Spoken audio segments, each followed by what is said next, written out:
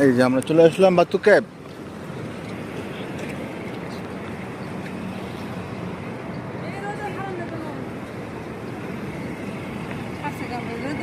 Kuala Lumpur থেকে যারা বাতু ক্যাবে আসতে চান গ্র্যাবে করে ভাড়া বেশি লাগে না, মাত্র 18 রিঙ্গিত দিয়ে আমরা চলে আসলাম বাতু cab.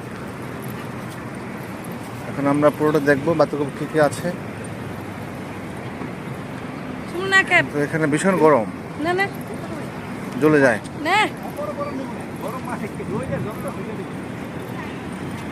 O my god, how can possible doing?